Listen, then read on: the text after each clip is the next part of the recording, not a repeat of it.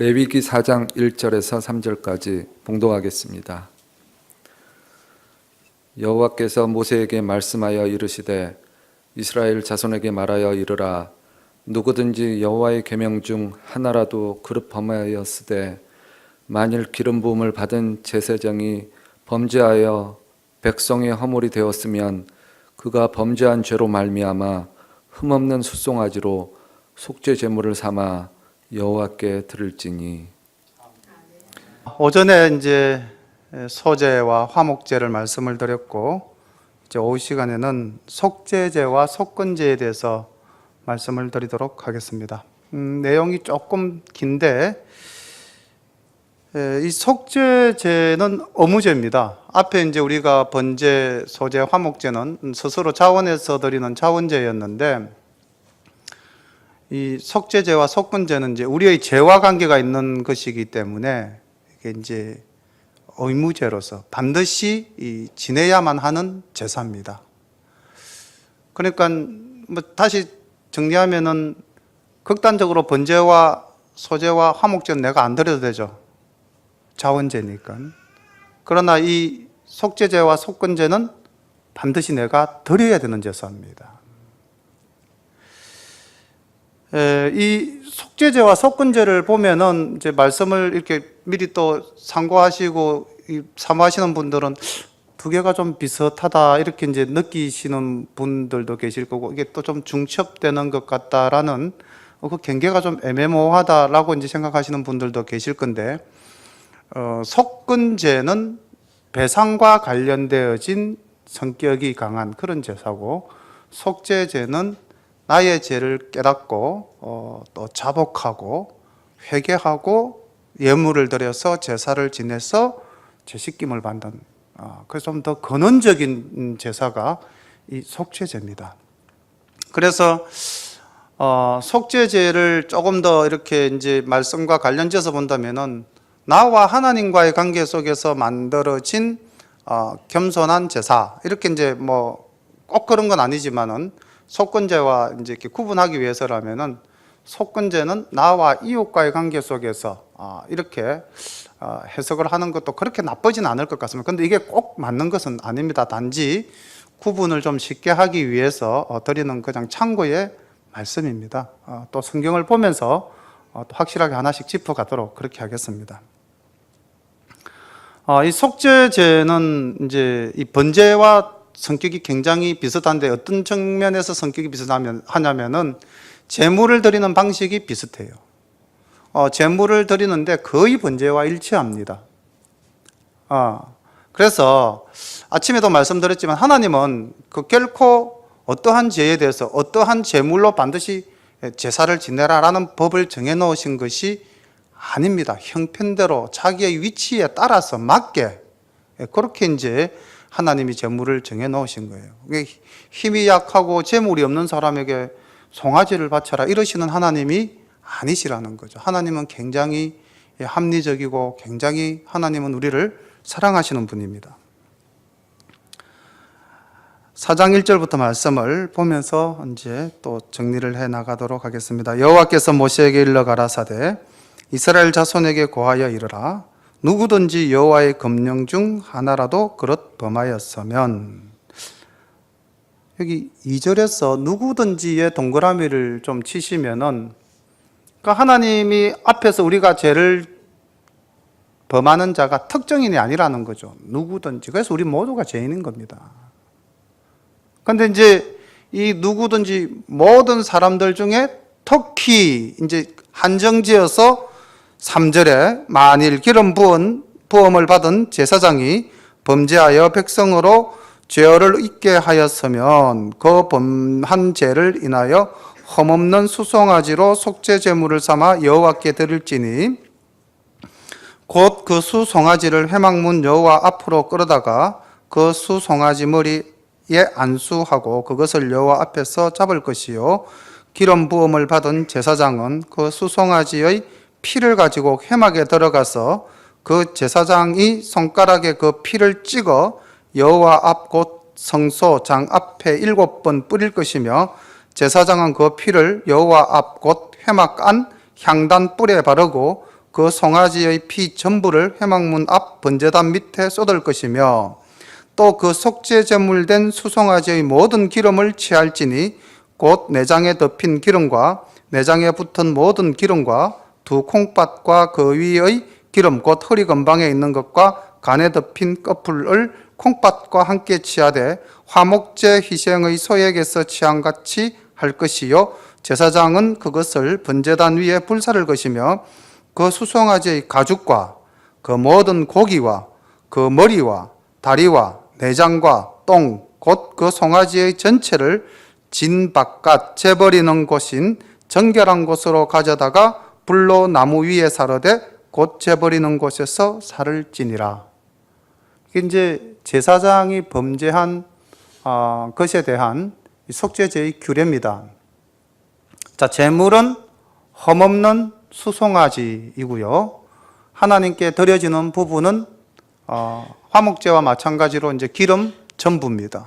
그리고 여기서 이제 좀 특이한 것은 그 나머지 부위는 나누어 먹을 수도 없었고요. 또 하나님께 태워서 제사로 드릴 수도 없었습니다. 없고 그 모든 것은 진박, 회막밖에 아닙니다. 진박이라면은 사람이 거주하는 공간이죠. 그죠? 이스라엘 백성들이 진을 치고 이제 삶을 영위했는데 그 진박입니다.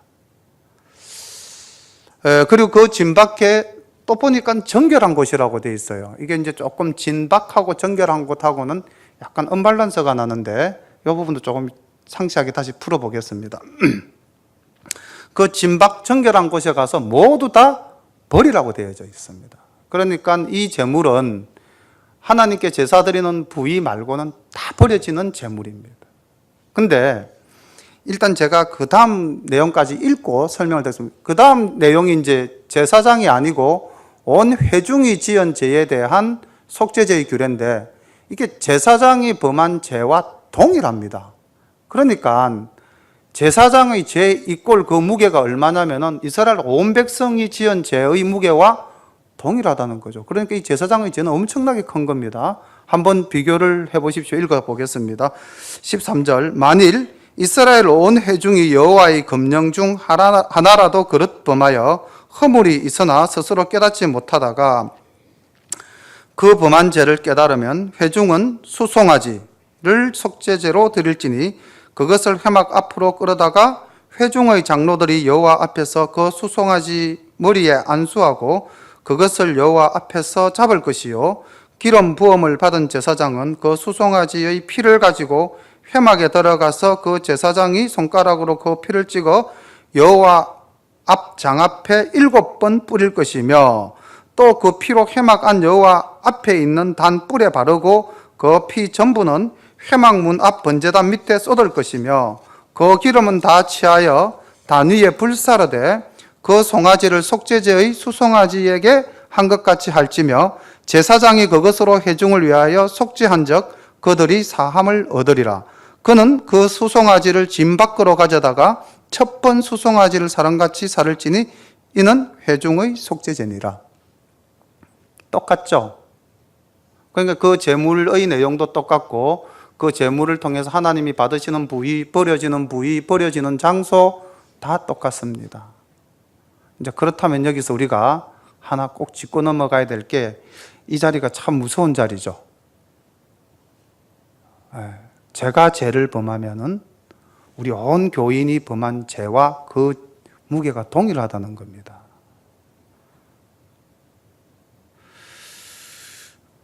그리고 그 제사장이 범죄한 죄를 속하는 방법이 회막 앞에서 7번 피를 뿌리고 그 다음에 회막 안으로 들어갑니다.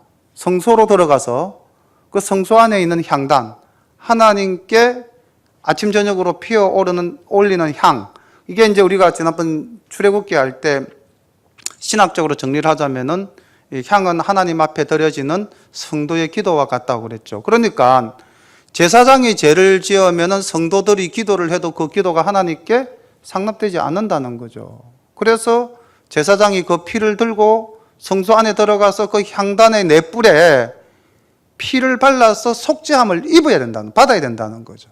그렇게 해야만 향불의 향불에 대한 하나님의 은혜가 함께 하신다는 거죠. 근데 그 속죄함의 규정이 그 과정을 거치지 않으면은 이 향단의 향이 하나님께 상납되지 않는다는 겁니다. 그게 제사장의 죄가 얼마나 큽니까? 제사장의 죄로 말미암아 성도들의 기도가 막혀버리는 거죠. 오늘날도 사실은 교회가 깨어지고 교회가 분열되는 또 많이 성도들이 낙심하는 이유 중에 가장 큰 것이 무엇입니까? 사실은 목사님들이 본이 되지 못하기 때문에.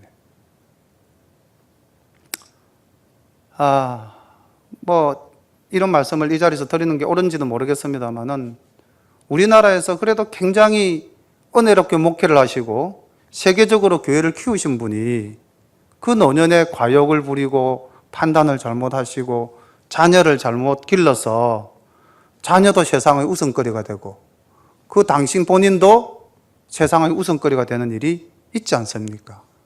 실명을 거론하지 않더라도 누군지는 우리 성도들 다 알지 않습니까? 성도들만 알겠습니까? 세상 사람들이 다 압니다. 그렇게 해서 그분이 많은 은혜를 끼치고 많은 교회를 개척시켰고 그 교단을 만들었다 손치더라도 이미 이 땅에서 버림받은 사람들이죠. 하나님 앞에서 죄가 얼마나 크겠습니까? 그래서 야고보 기자는 이렇게 이야기를 하죠. 야고보서 3장 1절에 내 형제들아 너희는 선생된 우리가 더 큰 심판 받을 줄 알고 많이 선생이 되지 말라. 이런 중압감을 주는 말씀이 성경 속에 있습니다. 신앙이 곧 생활이 되어야 되는데 정말 우리가 살면서 두려운 것은 이 생활이 하나님 보시기에 아름답지 못하고 성도들에게 누가 될까? 그것이 이 자리에 선 사람이 느끼는 가장 큰 무게고 또 짐입니다. 어쨌든 우리가 목사로 안수를 받고 교회를 맡아서 성도를 지도할 때에 먼저 모범이 되어야 되는데 이 땅에는 모범이 되지 못하는 분들이 너무나 많아서 믿지 않는 자들은 개독교라 그러고 믿는 우리도 낙심이 되어서 정말 믿음을 지켜가기에는 절망스러울 때가 있지 않습니까? 이 레위기 4장의 속죄제의 규례만 목사님 되시는 분들이 정확하게 인식하고 목회를 하신다면 이 죄가 얼마나 큰 죄입니까? 온 회중 전체의 죄와 똑같다는 겁니다. 세계적인 목사님이라고 가정을 해보면은 그 목사님의 죄는 전 세계인이 지은 죄와 동일하다는 거죠. 그만큼 무거운 자리라는 것을 우리가 알아야 되는데 참으로 이 시대의 목회자들이 하나님 앞에 바로 서는 그러한 자세를 갖춰야 될 것 같습니다. 성도님들 보고 회개하라 하기 이전에 저희들이 먼저 회개하고 하나님 앞에 먼저 용서를 구해야 될 것 같습니다. 그런데 보십시오. 성경에 이 제사장의 죄가 얼마나 큰지 말입니다. 속죄제의 제일 마지막에 보면은 우리 여기 20절 조금 전에 읽었던 부분 한번 볼까요? 온 회중이 지은 죄에 대해서 속죄제를 드렸을 때 하나님께서 어떻게 이제 말씀을 주시는가 하면 20절 그 송아지를 속죄제의 수송아지에게 한 것 같이 할지며 제사장이 그것으로 회중을 위하여 속죄한 적 다음을 같이 한번 읽어볼까요? 그들이 사함을 얻으리라고 되어져 있습니다. 그 다음 22절부터 족장에 대한 이야기인데 이제 거의 반복입니다. 반복인데 족장에 대한 이야기가 26절에 결론을 내립니다. 제가 읽어보겠습니다. 제사장이 그 범한 죄에 대하여 그를 위하여 속죄한 적 읽어보십시오. 그가 사함을 얻으리라고 되어져 있죠. 그 다음 27절부터 평민에 대한 이야기입니다. 평민은 이제 제물을 드리고 동일한 방식으로 이제 제사를 지냈습니다. 31절에 가서 제가 마지막 부분을 읽어보겠습니다. 제사장이 그를 위하여 속죄한 적 그가 사함을 얻으리라고 되어 있죠. 근데 이 평민이 좀 재산이 없어가지고 염소를 드려야 되는데 어린 양으로 드렸습니다. 그렇게 해서 또 제사를 지내는 방식이 쭉 나오고 30 15절 말미에 가면은 제사장이 그의 범한 죄에 대하여 그를 위하여 속죄한 적 그가 사함을 얻으리라고 기록되어져 있습니다. 자, 제사장이 지은 죄에 대해서 속죄의 예물을 드리고 그 제사의 방식을 쫓아서 행했을 때 사함을 얻으리라는 말이 있었습니까? 없었습니까? 제사장 없었습니다. 굉장히 두렵고 떨리는 이야기죠, 사실은. 제가 이 말씀 준비하면서 참 겁이 많이 났습니다. 사함을 얻으리라는 말이 없어요. 회중이 지은 죄도, 족장이 지은 죄도, 평민이 지은 죄도 모든 죄 지은 자가 하나님 앞에 자기 죄를 자복하고 회개하고 예물을 드려서 제사를 드리면은 제사장이 그 의식을 밟아서 하나님께 구하면 하나님이 그 죄를 사해 주셨는데, 제사장이 지은 죄에 대해서는 제사장이 하나님께 속죄의 제물을 드리고 예배를 드려도 사함 받으리라는 말이 없어요. 이 시대의 목사님들이 이것만 알아도 감히 어떻게 죄를 짓겠습니까? 그런데 너무 쉽게 생각하죠, 우리는. 예수 그리스도께서 우리를 위해서 십자가에서 죽으셨고 우리는 그 피로 죄속함을 받았다. 그래서 우리는 구원함을 얻었고 우리는 죄가 없다. 이렇게 너무 쉽게 믿어버리지 않습니까? 그런데 정말 우리가 죄가 없나요? 아니지 않습니까? 말씀에 대한 경각심이 있어야 되죠. 지금 우리가 레위기 하나님이 주신 이 율법의 하는 기능에 대해서 바울 선생은 어떻게 이야기했습니까? 바로 우리가 죄 있는 존재라는 것을 깨닫게 해주는 선생이라고 이야기하고 있지 않습니까? 몽학 선생이라고 낮춰서 표현을 했긴 했습니다만은 우리가 죄인인지 죄인이 아닌지를 구별할 수도 없는 상태에서 율법이 있었기 때문에 우리가 죄인이라는 것을 깨닫게 되었다는 거죠. 오늘날 우리 성도님들과 많은 목사들이 이 사실을 알아야 되는 거죠. 참으로 무섭고 엄한 말씀이십니다.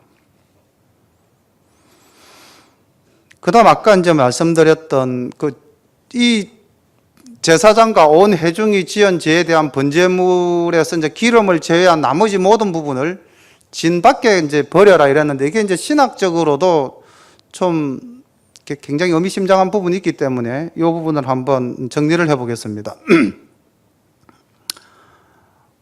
제일 거룩하고 하나님이 임재한 곳이 지금 이제 이 회막 성소잖아요. 지성소, 성소, 이제 회막. 그리고 이제 회막 울타리가 있고, 그 다음에 이제 이스라엘 12지파가 진을 치고 생활을 하지 않습니까? 여기까지는 그래도 좀 정결한 땅이라고 볼 수가 있겠죠. 그런데 진 밖이라고 하는 것은 구약시대 때 어떤 의미를 가지고 있었냐면요. 진 밖은 저주받은 자, 특히 문둥병 환자는 이 진 안에 거주할 수가 없었습니다. 진 밖으로 내쳐졌지 않습니까? 그 다음, 버림받은 것들이 버려지는 죽음의 장소, 치욕적인 장소입니다. 레위기 10장에 보면은 하나님께 제사를 잘못 드린 아론의 두 아들이 죽죠. 근데 그들의 시체를 어디다 갖다 버리라고 그럽니까? 모세가 명하여 진 밖에다가 버리라고 그럽니다.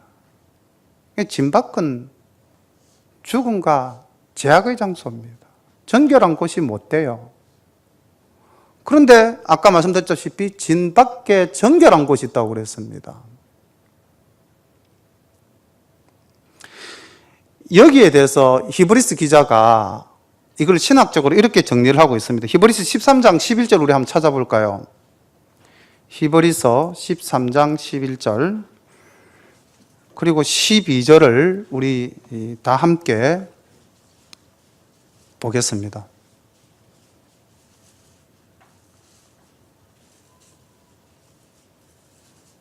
지금 이 내용을 간략하게 정리하고 이 짐밖에 대해서 그리고 예수님의 대속함에 대해서 이야기하고 있습니다. 우리 다 함께 13장 11절 읽어보겠습니다. 이는 죄를 위한 짐승의 피는 대제사장이 가지고 성소에 들어가고 그 육체는 영문 밖에서 불사름이니라. 그러므로 예수도 자기 피로써 백성을 거룩해 하려고 성문 밖에서 고난을 받으셨느니라.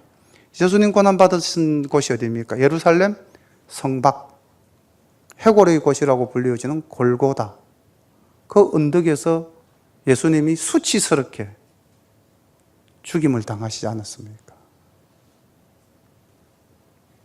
그래서 히브리서 기자는 그 예수님이 그 수치스러운 장소가 구약시대 때 짐승을 태워버린 그 정결한 곳과 일치시키면서 우리의 구원 사역에 하나님의 은혜가 얼마나 큰가를 지금 이야기하고 있죠. 그리고 그 다음 구절에 보면 우리도 주와 함께 그 영문 밖으로 나아가자라고 기록되어져 있습니다.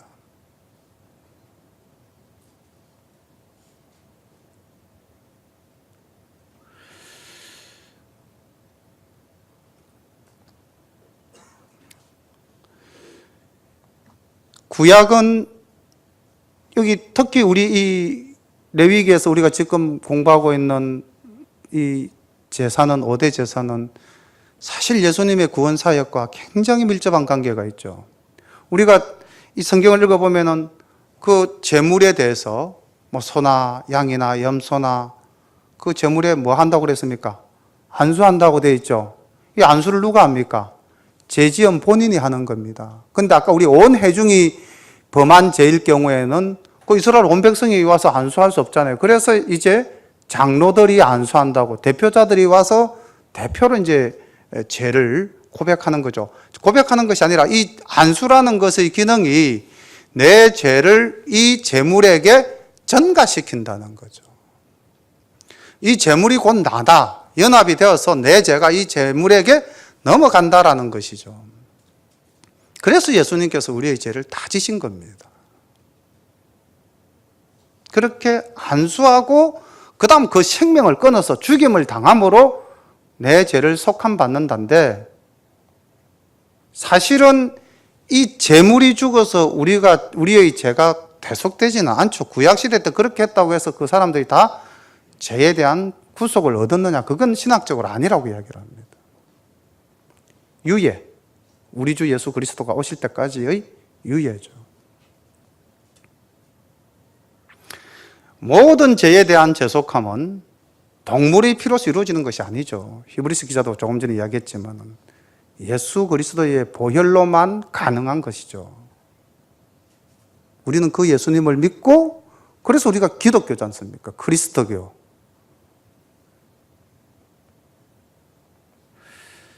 오늘 이 속죄제에서 우리가 참 그 예수 그리스도의 죽음과 이 제물들의 죽음에 대해서 한번 깊이 생각을 해보신다면은 내가 죄에 대해서도 좀 더 깊이 그리고 좀 더 무겁게 생각할 수 있는 기회가 되지 않겠는가라는 생각을 해봅니다. 22절 봅니다. 이제 거의 내용이 계속 반복되어집니다. 만일 족장이 그 하나님 여호와의 금령 중 하나라도 부지 중에 범하여 허물이 있었다가 그 범한 죄에 깨우침을 받거든 그는 흠없는 수염소를 예물로 가져다가 그 수염소의 머리에 안수하고 여호와 앞 번제 희생 잡는 곳에서 잡을지니 이는 속죄제라. 제사장은 그 속죄 희생의 피를 손가락에 찍어 번제단 뿔에 바르고 바르는 위치가 달라졌죠. 이제 지금 번제단 뿔이죠. 그죠? 아까 제사장과 온 회중은 향단, 성소한 향단 뿔이었는데 번제단 뿔에 바르고 그 피는 번제단 밑에 쏟고 그 모든 기름은 화목제 희생의 기름같이 단위에 불사를 찌니 이같이 제사장이 그 범한 죄에 대하여 그를 위하여 속죄한 적 그가 사함을 얻으리라. 고기는 남았습니다. 자, 이 고기는 먹는 거죠. 근데 아까 온 회중과 제사장이 지은 제의 고기는 먹을 수가 없었습니다. 다음 27절 만일 팽민의 하나가 여호와의 금령 중 하나라도 부지 중에 범하여 허물이 있었다가 그 범한 죄에 깨우침을 받거든 그는 흠없는 암염소를 끌고 와서 그 범한 죄를 인하여 그것을 예물로 삼아 그 속죄제 희생의 머리에 안수하고 그 희생을 번제소에서 잡을 것이요 제사장은 손가락으로 그 피를 찍어 번제단 뿔에 바르고 그 피 전부를 단 밑에 쏟고 그 모든 기름을 화목제의 희생의 기름을 취한 것 같이 취하여 단 위에 불살라 여호와께 향기롭게 할지니 제사장이 그를 위하여 속죄한즉 그가 사함을 얻으리라. 평민은 이제 조금 전에 족장까지는 수염소로 한정했는데 이제 평민부터는 수염소와 암염소의 구별이 없어지죠. 그가 만일 형편이 안 돼서 어린 양을 속죄 제물로 가져오거든 오려거든 흠없는 암컷을 끌어다가 그 속죄제 희생의 머리에 안수하고 번제 희생을 잡는 곳에서 잡아 속죄제를 삼을 것이요 제사장은 그 속죄제 희생의 피를 손가락으로 찍어 번제단 뿔에 바르고 그 피는 전부를 단 밑에 쏟고 그 모든 기름은 화목제 어린 양의 기름을 취한 것 같이 취하여 단 위 여호와의 화제물 위에 불사를 지니 이같이 제사장이 그의 범한 죄에 대하여 그를 위하여 속죄한즉 그가 사함을 얻으리라. 그런데 말씀입니다. 여기 우리가 이제 지금 아직까지 속죄제가 조금 더 남아 있습니다만 우리가 아침에 화목제나 그다음 번제나 소제를 드렸을 때 그 마지막에 하나님께 드려지는 뭐라고 그랬습니까? 기억나시지 않으십니까? 그 제물에 대한 하나님의 표현이 무엇이었죠? 향기로운 예물이다라고 말했고 향기로운 냄새다라고 이야기했죠. 하나님이 연락하셨다 그랬죠. 그죠? 그런데 이 속죄제에 대해서는 그런 표현이 전혀 없습니다. 향기로운 제물이 될 수가 없는 거죠. 왜? 내 죄에 대한 삭시입니다. 예물의 성격이 다른 거죠. 아까 말씀드렸던 이 세 가지 제사는 자원제죠. 내가 기쁨으로 하나님께 어쨌든 내가 원해서 드린 제물이었지만은 이거는 반드시 누가 죄를 지으면은 어떠한 형태의 제물을 바치라는 거죠. 근데 그거는 이제 사는 처지와 형편에 따라서 제물의 뭐라고 그래야 됩니까? 무게라고 그래야 될까요? 아니면은 그 가치는 이제 점점 감해지고 있죠. 5장 1절 봅니다. 누구든지 정인이 되어 맹세시키는 소리를 듣고도 그 본 일이나 아는 일을 진술치 아니하면 죄가 있나니 그 허물이 그에게 돌아갈 것이요 누구든지 부정한 들짐승의 사체나 부정한 가축의 사체나 부정한 곤충의 사체들 무릇 부정한 것을 만졌으면 부지중이라 할지라도 그 몸이 더러워져서 허물이 있을 것이요 혹시 부지중에 사람의 부정에 다닥쳤는데 그 사람의 부정이 어떠한 부정이든지 그것을 깨달을 때에 허물이 있을 것이요 혹 누구든지 무심중으로 입으로 맹세를 바라여 악을 하리라 하든지 선을 하리라 하면 그 사람의 무심중에 맹세를 바라여 말한 것이 어떠한 일이든지 깨닫지 못하다가 그것을 깨달을 때에는 그 중 하나의 허물이 있을 것이니 이 중에 허물이 있을 때에는 아무 일에 번가하였나라고 자복하고 그 번가를 인하여 여호와께 속건제를 드리되 양떼의 암컷 어린 양이나 염소를 끓이다가 속죄제를 드릴 것이요 제사장은 그의 허물을 위하여 속죄할지니라.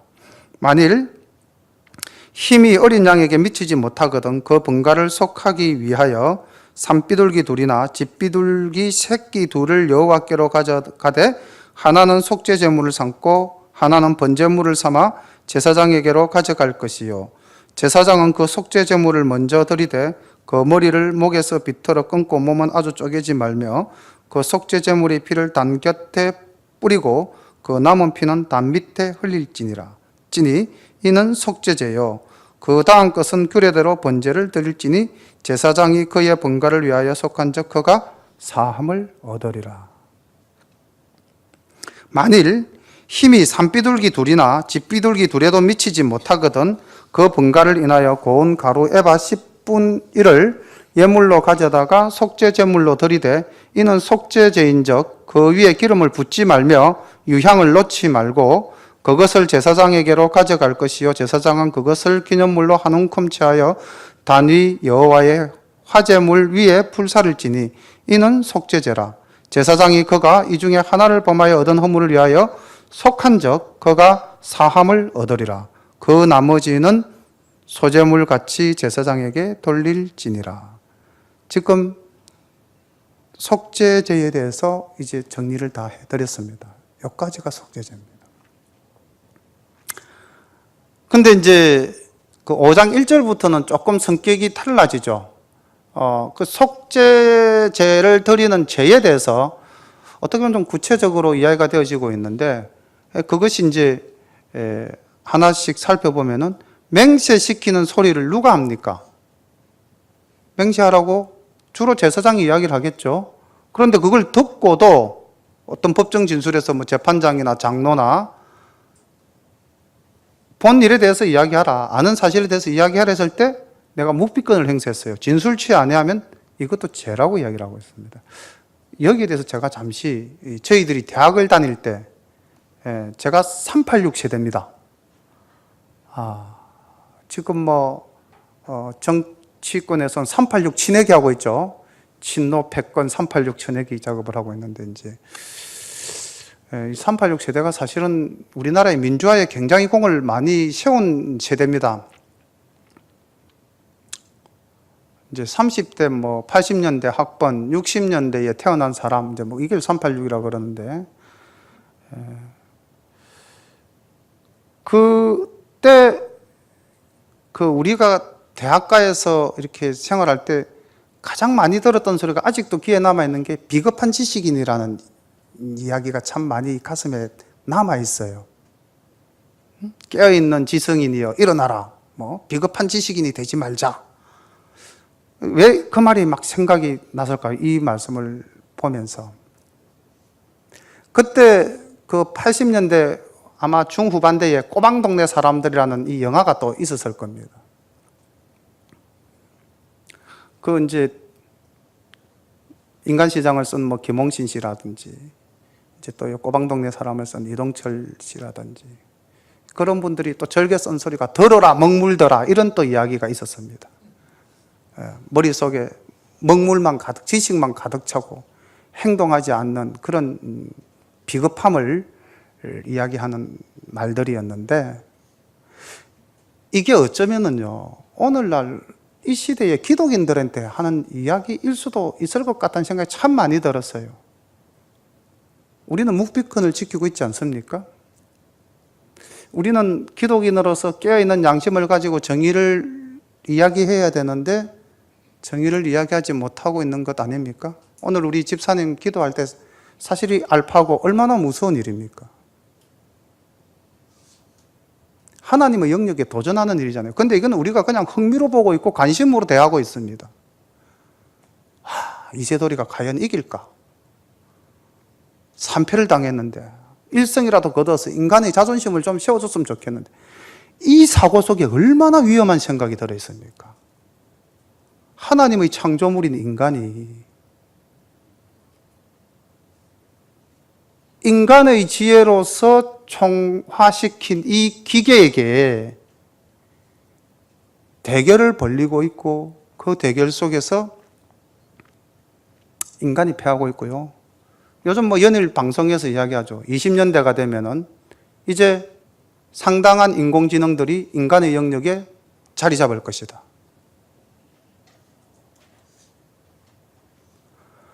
참 무서운 이야기들이죠. 그런데 우리 기독교인들은 얼마나 그런 사실에 대해서 깨어서 기도합니까? 기도 안 하잖아요. 그냥 같이 세상 사람들과 더불어서 흥미로, 가십거리로, 아니면 조금 인식, 너무나 무서운 일들이 지금 우리 주변에서 벌어지고 있는데, 아침에도 잠깐 이야기했지만 이 휴대폰이라는 것도 정말 무섭죠.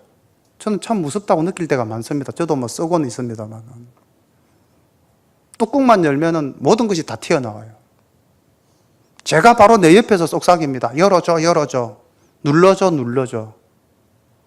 우리가 누르면 그냥 제가 우리와 연합하는 거예요. 제가. 사탄은 이렇게 우리를 집요하게 공격합니다.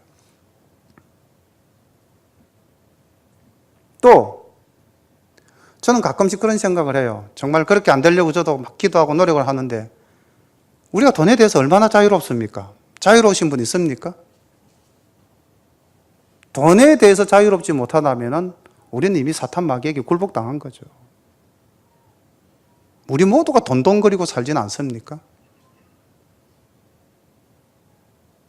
근데 정말로 제가 조금 비약을 시켰는지는 모르겠습니다만은 이 부분에서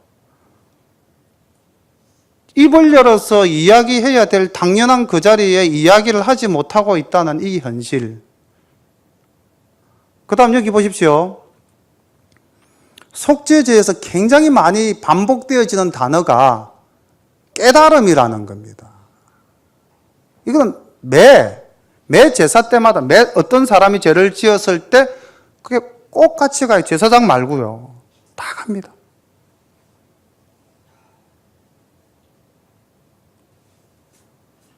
깨달아라는 거죠.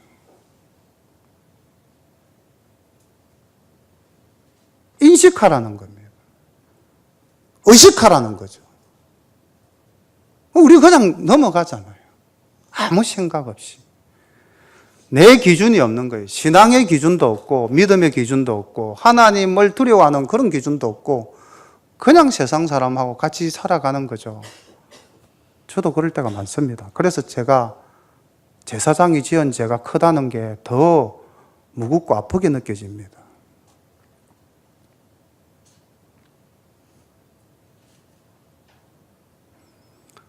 우리가 양심에 깨어 있어야 되고요. 우리가 믿음에 깨어 있어야 됩니다.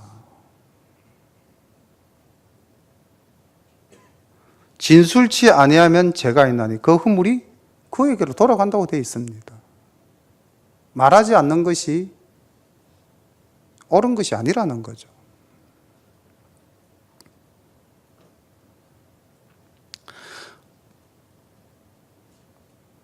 여기 이제 그 다음 넘어가면 부정한 덜짐승, 그 다음에 사람의 부정에 이제 부딪혔을 경우인데 이거는 사실은 오늘날 우리의 삶과 연결시켜보면 크게 이렇게 연결되어지는 부분은 없지만은 하나님께서 말씀하신 건 뭐냐면 항상 정결해라는 것이죠.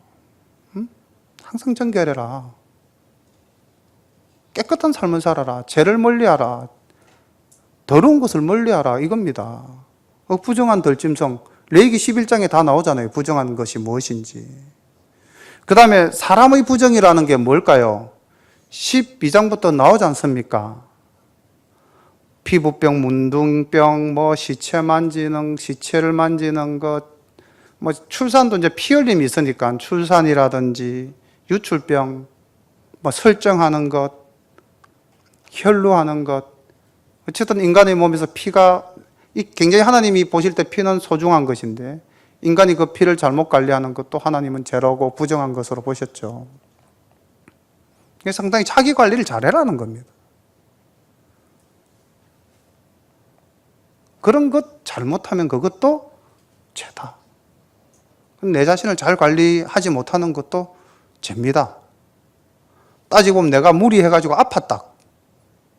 이 율법의 잣대로 본다면 그것도 죄가 되는 거죠. 근데 우리가 오늘날 본다면은 그것을 꼭 죄라기보다는 어쨌든 자기를 잘 관리해서 하나님 일하는데 우리는 부족함이 없어야 되지 않겠습니까? 만약에 목사님이 아파서 주일날 강대상에 못 섰다, 그 성도들이 뭐라 그러겠습니까? 근데 그게 꼭 목사님에게만 해당됩니까? 성도님이 아파서 교회를 못 왔다, 동일한 거죠.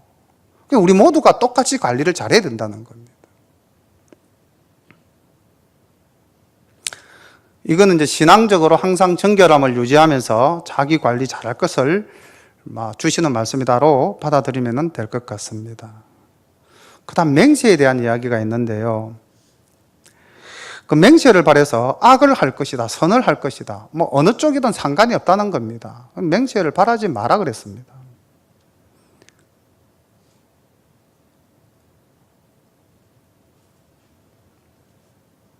왜 맹세에 대해서 이렇게 이야기할까? 옛날 사람들 맹세를 할 때 어떻게 맹세를 했다고 그럽니까? 이 구약 히브리 이스라엘 역사를 보면은 맹세를 할 때는 여호와 앞에서 맹세를 하죠. 그러니까 쉽게 말하면 이게 맹세를 함부로 한다는 건 여호와의 이름을 망령되이 일컫는 겁니다. 그런 거죠.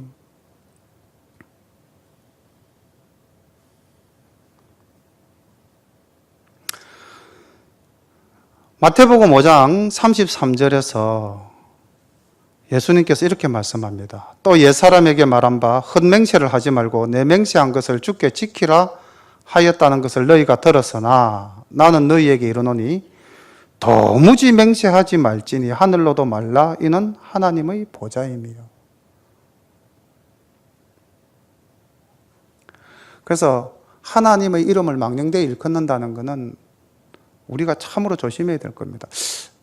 저도 이렇게 신앙생활 하면서 가끔씩 번뜩번뜩 스치면서 좀 뭐라고 그래야 됩니까?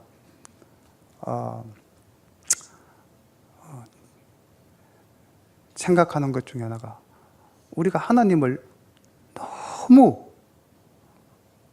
가볍게 대한다는 거죠. 수요일 설교에서도 제가 이 말씀을 드렸을 것 같은데요. 하나님이 천지를 창조하시고 모든 생명의 근원이시고 나중에 우리를 심판하실 심판주이신데 과연 우리는 하나님을 어떻게 자각하고 인식하고 우리의 신앙의 대상으로 섬기고 있습니까?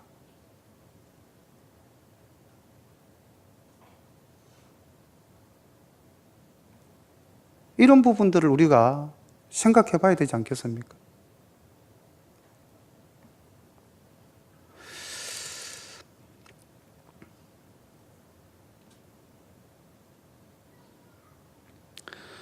그 다음 또 하나, 이제 여기 이 속죄제에서 우리가 또 하나 꼭 짚고 넘어가야 될 게, 이 죄를 저지른 사람에 대한 이 행위적 절차가 있어요. 우리가 죄를 속죄함을 받기 위해서는 우리가 거쳐야 되는 단계가 있습니다. 잘 성경을 보시면은 계속해서 깨달음이라는 말이 나왔죠. 깨달으면은 일단 죄를 인식하고 자각하고 깨달아야 됩니다. 아니, 내가 죄를 지었구나. 이게 죄구나.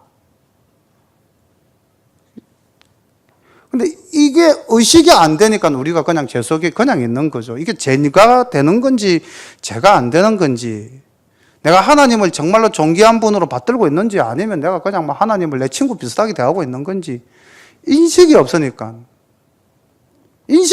그냥 막 아무런 음악을 끌고 와가지고 그냥 자기 감정에 도취돼가지고 찬양이라고 드리고 있지 않습니까? 하나님을 정말로 창조주라고 생각한다면은 찬양을 어떻게 드려야 될까요?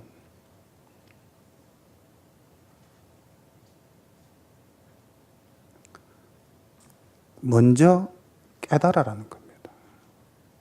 이 깨달아라는 말이요, 여러 번 반복됩니다. 4장 14절, 23절, 28절, 5장 3절, 5장 4절. 계속해서 깨달아라고 말씀을 하십니다. 네가 그 깨달으면 그게 이제 죄라고 느껴지면은 그 다음 이제 행동하라는 거죠. 그죠?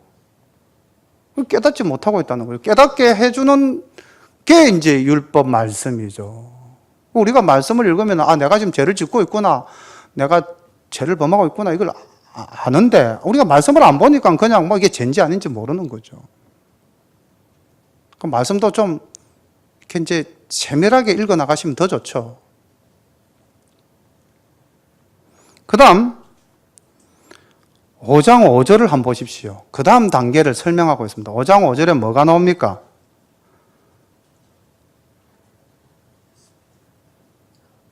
번거하였노라? 자복하고가 나옵니다. 자복하고. 내가 죄인입니다. 고백을 해야 됩니다.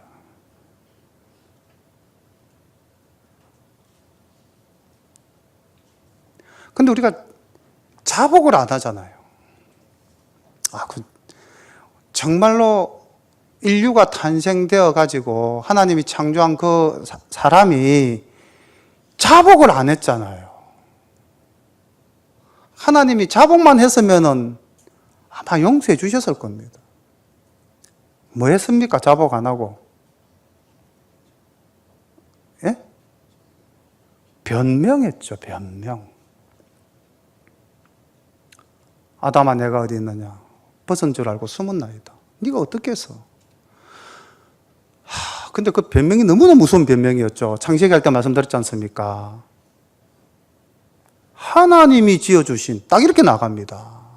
저 여자가. 그러니까 결국 그 행위의 결과를 누구에게 돌리고 있습니까?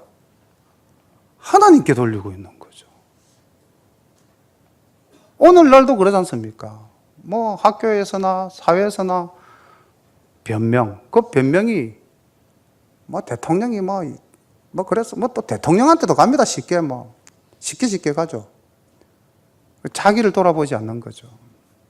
자복, 스스로 회개하고 스스로 고백해야 되는데 자복인데 타복이죠. 내가 아니고 쟤다. 어린이를 키우는 집에서 부모님들이 제일 많이 경험하지 않습니까? 형이 깨뜨렸어요. 동생이 깨뜨렸어요. 절대 내가 깨뜨렸어요. 안 합니다. 자복입니다. 그 다음, 자복하고 난 이후에 어떻게 합니까? 속죄제의 예물을 드립니다. 형편에 맞게. 그렇게 했을 때 사함을 받는다고 되어 있지만 아까 말씀드렸죠. 유예입니다. 사함은 예수님이 오셔야만 우리가 사함을 받는 거죠. 아직 아무도 천국 간 사람 없죠? 나는 천국에 갔다 왔노라. 그 거짓말입니다.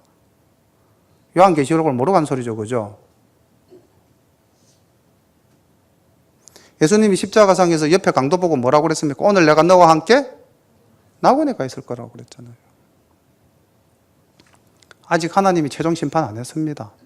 신약에 오면은 굉장히 희망적인 말씀을 사도 요한이 우리에게 주고 있습니다. 요한 1서 1장 9절에 보면은 만일 우리가 우리 죄를 자백하면 저는 미쁘시고 의로우사 우리 죄를 사하시며 모든 불의에서 우리를 깨끗게 하실 것이요. 참으로 희망적으로 말씀 주십니다. 왜? 예수 그리스도께서 이 땅에 오셨기 때문에. 그래서 우리 성도님들, 내가 정말 이게 죄인지 죄가 아닌지 의식하고 깨어 있는가, 자각하고 있는가. 그 다음 이것이 죄라면은 또 그것을 내가 범했다면은 자복을 하고 있는가.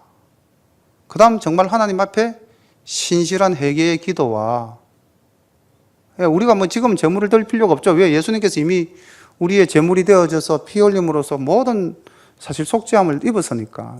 그러나 비록 그렇다 할지라도 깨닫고 자복은 해야 됩니다.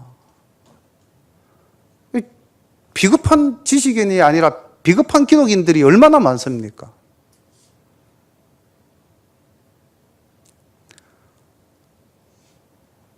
우리가 말씀만 들어가지고 되는 게 아니라는 걸 제가 어저께 저녁에 어떤 집사님하고 이제 좀 장시간 말씀을 나눴어요. 한 2시간 말씀을 나눴는데,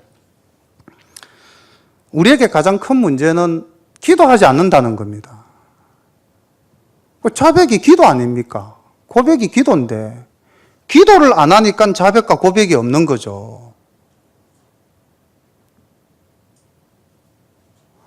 아는 게 중요한 것이 아니라, 알았으면 그것을 행해야 되는데, 그 행할 수 있는 힘이 어디로부터 옵니까? 지식에서 올까요? 지식은 두뇌입니다. 머리입니다. 우리가 사랑한다는 게 지식과 이 이성으로 사랑이 됩니까? 뭐가 있어야 됩니까? 뜨거운 감정이 있어야 돼요. 우리가 기도할 때 우리가 들었던 말씀을 행할 수 있는 힘이 거기서 오는 거죠. 그래서 우리는 깨어 기도해야 됩니다. 기도할 때 이게 죄인지 아닌지 구별할 수 있는 힘도 생기는 거죠. 기도할 때 내가 잘못된 거 하나님께 고백할 수도 있죠. 기도할 때 우리는 새 생명을 얻었고 구원의 기쁨을 가지고 즐겁게 생활할 수가 있습니다. 이게 없잖아요, 지금. 한다면은 또 뭐 이상한 거, 우리 목사님 말씀대로 막 마귀의 종로로 타는 것들.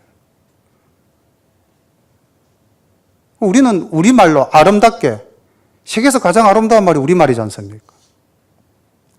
이 아름다운 우리말로 하나님께 구체적으로 중언부언하지 말고 드러내놓고 손을 들어서 기도하지 말고 그렇게 기도하면은 요한 1서에서 말씀하고 있지 않습니까? 저는 미쁘시고 의로우사 우리의 죄를 사하시며 모든 불의에서 우리를 깨끗게 하실 것이에요. 용서해 주시는 예수 그리스도. 우리가 그분을 믿지 않습니까? 그래서 우리는 당당하게 기독교인이라고 이야기할 수 있지 않습니까? 그런데 우리가 당당하게 기독교인이라고 지금 말을 못하고 살지 않습니까? 왜 그럴까요?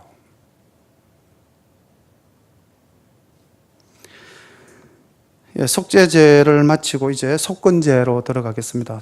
예, 이게 이제 6장 7절까지인데 조금 장수를 뛰어넘더라도 그렇게 해서 끊겠습니다. 수요일 예배 때에 6장 8절부터 말씀을 보도록 하겠습니다. 여호와께서 모세에게 일러 가라사대 누구든지 여호와의 성물에 대하여 그릇 번가하였거든 여호와께 속건제를 드리되 너희의 지정한 가치를 따라 이 가치라는 단어에 좀 우리가 포인트를 두시고요. 성소의 세겔로 몇 세겔 은에 상당한 이 지금 아까 가치라는 말과 관계가 있는 말들이죠. 흠없는 수양을 때 중에서 끌어다가 속건제로 들여서 성물에 대한 번과를 갚되 그것에 5분의 1을 더하여 제사장에게 줄 것이요 제사장은 그 속건제의 수양으로 그를 위하여 속한 적 그가 사함을 얻으리라. 만일 누구든지 여호와의 금령 중 하나를 부지 중에 범하여도 허물이라. 벌을 당할 것이니 그는 너희의 지정한 가치대로 때중 흠없는 수양을 속건 제물로 제사장에게 가지고 올 것이요 제사장은 그의 부지 중에 그릇 범한 허물을 위하여 속한 적 그가 사함을 얻으리라. 이는 속건제니 그가 실로 여호와 앞에 번과함이라. 이 과실이죠, 과실. 우리가 세상법에도 과실치사가 있고 살인이 있죠, 그죠? 성격이 조금 다르죠. 근데 지금 여기는 가치에 해당하는 성소의 세겔로 은 2세겔에 해당하는 제물을 바쳐라. 그렇게 해서 제사를 드리고요. 끝이 아닙니다. 이게 이제 우리 또 기독교인들이 또 바르게 살아야 될 내용 중에 하나예요. 유리창 깼다. 유리창 깬 거 내가 물려줄게. 그게 끝이 아니라는 거예요. 뭐라고 기록되어 있습니까? 뭐라고 그려져 있죠? 5분의 1을 더하여 20%를 더 배상해 주라는 겁니다. 우리 기독교인이 이런 자세로 살아간다면 사회인들이 굉장히 기독교인들 존중해 줄 겁니다. 참 죄송한 말씀입니다. 저도 어디 물건 사러 가면 깎는 거 참 좋아합니다. 근데 10%나 20% 더 주고 산 적이 한 번도 없는 것 같아요.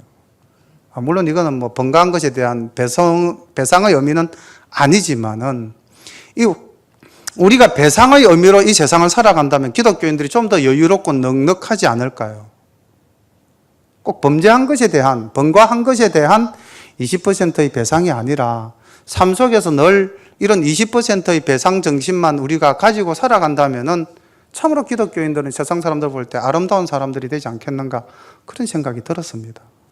보십시오. 6장에 이제 그런 내용이 있습니다. 여호와께서 모세에게 일러 가라사대 누구든지 여호와께 신실치 못하며 범죄하되 곧 남의 물건을 막거나 전당 잡거나 강도질하거나 늑봉하고도 사실을 부인하거나 남의 이런 물건을 얻고도 사실을 부인하여 거짓 맹세하는 등 이 사람이 이 모든 일 중에 하나라도 행하여 범죄하면 이는 죄를 범하였고 죄가 있는 자니 그 빼앗은 것이나 늑봉한 것이나 맡은 것이나 얻은 유실물이나 무릇 그 거짓 맹세한 물건을 돌려보내되 곧 그 본물의 5분의 1을 다하여 돌려보낼 것이니 그 죄가 드러난 날에 그 임자에게 줄 것이요 그는 또 속건제를 여호와 앞에 가져올지니 곧 너희의 지정한 가치대로 때중 흠없는 수양을 속건 제물을 위하여 제사장에게 끌어올 것이요 제사장은 여호와 앞에서 그를 위하여 속죄한즉 그는 무슨 허물이든지 사함을 얻으리라.